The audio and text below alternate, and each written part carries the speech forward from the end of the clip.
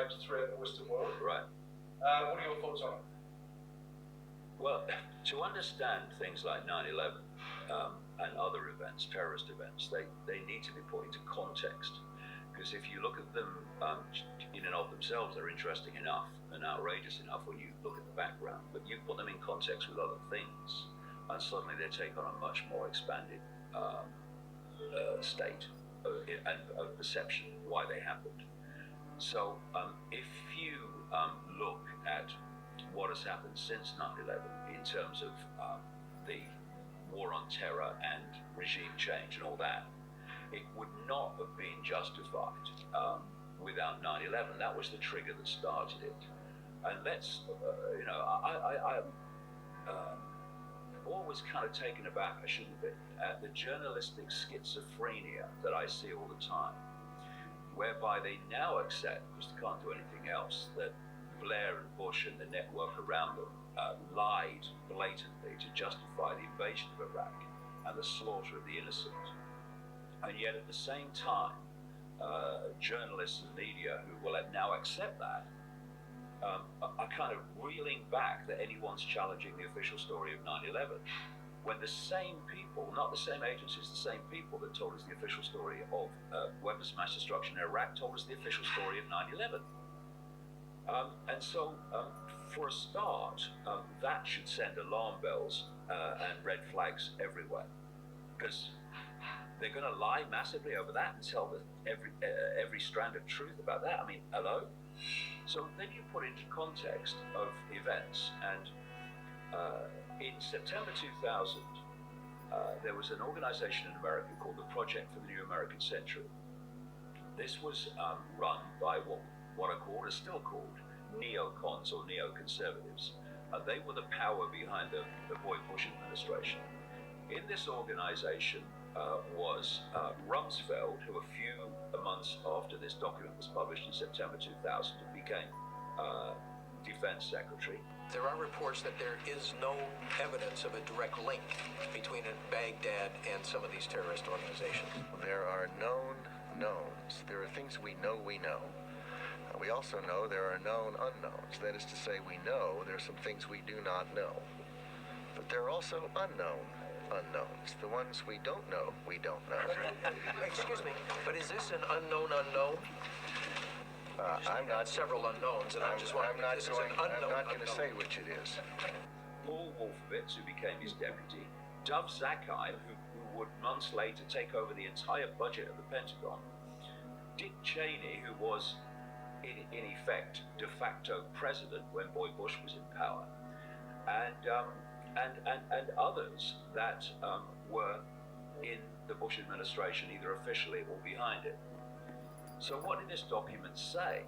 Because it becomes incredibly relevant to 9/11. It said that they wanted America to, this is the wording, to fight and decisively win multiple theater wars and regime change as a result of them.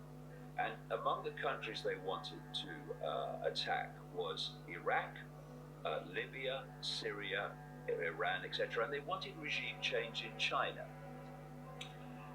Okay, so they then come to power in the Bush administration.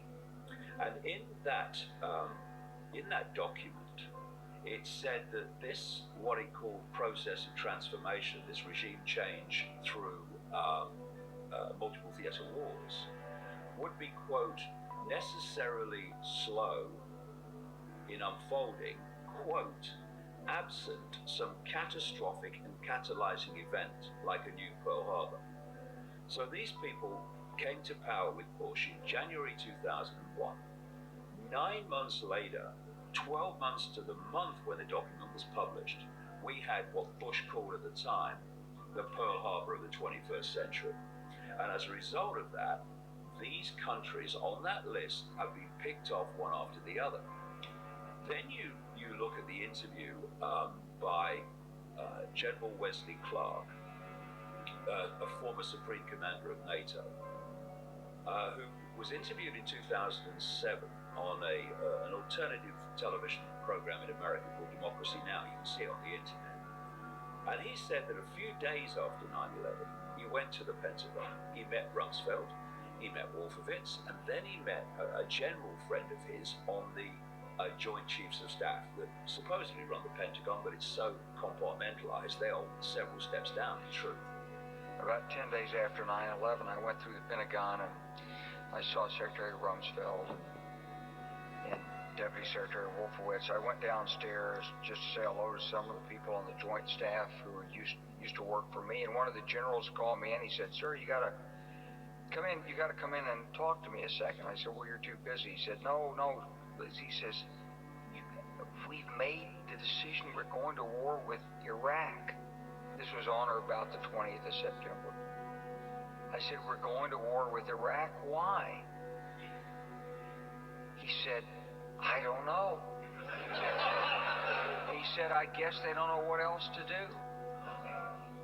So I said, "Well, did they find some information connecting Saddam to Al-Qaeda?" He said, No. He says, "There's nothing new that way. They just made the decision to go to war with Iraq." He said, "I guess it's like we don't know what to do about terrorists, but we got a good military and we can take down governments." And he said, "I guess if the only tool you have is a hammer, every problem has to look like a nail." So I came back to see him a few weeks later, and by that time we were bombing in Afghanistan. I said, "Are we still going to war with Iraq?" And he said, "Oh, it's worse than that." He said, he reached over on his desk, he picked up a piece of paper. He said, I just got this down from upstairs, meaning the Secretary of Defense's office today." And he said, "This is a memo that describes how we're going to take out 7 countries in 5 years, starting with Iraq and then Syria, Lebanon, Libya, Somalia, Sudan, and finishing off Iran." So, having got their problem, which was 9/11, they could then offer their solution, which was invading all these countries. And so we can now, from this perspective, see the lies about weapons of mass destruction in a completely new light. They have this list, and they wanted to tick it off in their regime change scenario.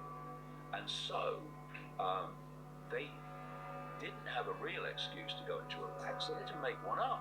So they lied about weapons of mass destruction. This is how the whole thing works.